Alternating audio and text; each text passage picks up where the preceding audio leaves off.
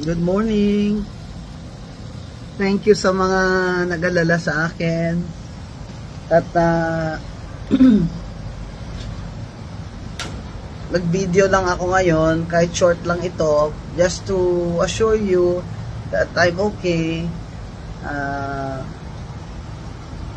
Mataas ang blood pressure ko kagabi, pero it's stabilized naman.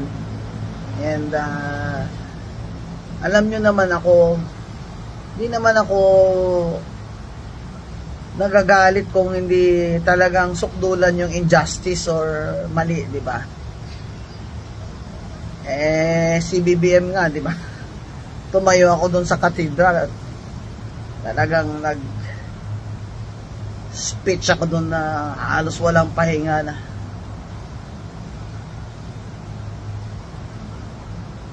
Panat talaga. Ito, hindi naman pwedeng palampasin yun pag ilaalipusta ka na. Dinidefend ko nga ibang tao pag ginaganon sila. Sarili ko pa kaya. Sabihan ba naman niya ako sa Rockwell Mall na you're coughing, you should leave the mall, you should stay at home. Ha? Doon yun nagsimula. Saka ang dami kong kilala doon sa Rockwell Mall. Nakapaligid doon yung mga residents doon. Kilala ko yan sila. Kilala nila ako. Isa pa nga sinabi pa siya sa akin nung tinuntahan ko siya, I'm sorry sir for the commotion. Sabi nga niya, Miss Gonson. Gumanon pa nga eh. Ibig sabihin,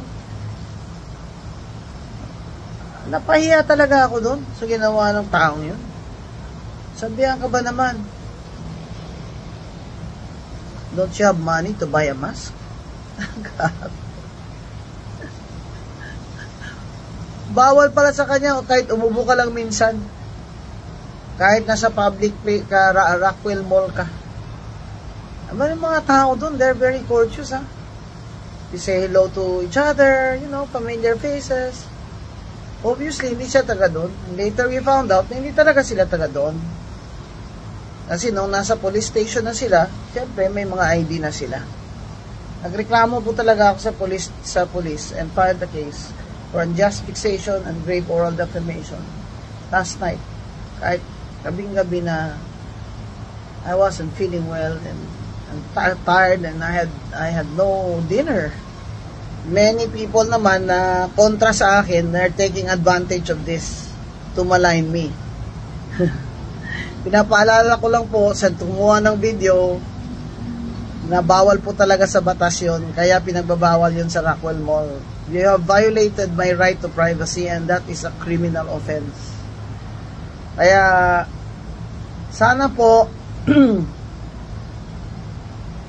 pag nakita nyo yung video ko later, maybe later this afternoon, ay mas makita nyo yung buong katotohanan and story, and you can comment and if you like to defend me in any Facebook post.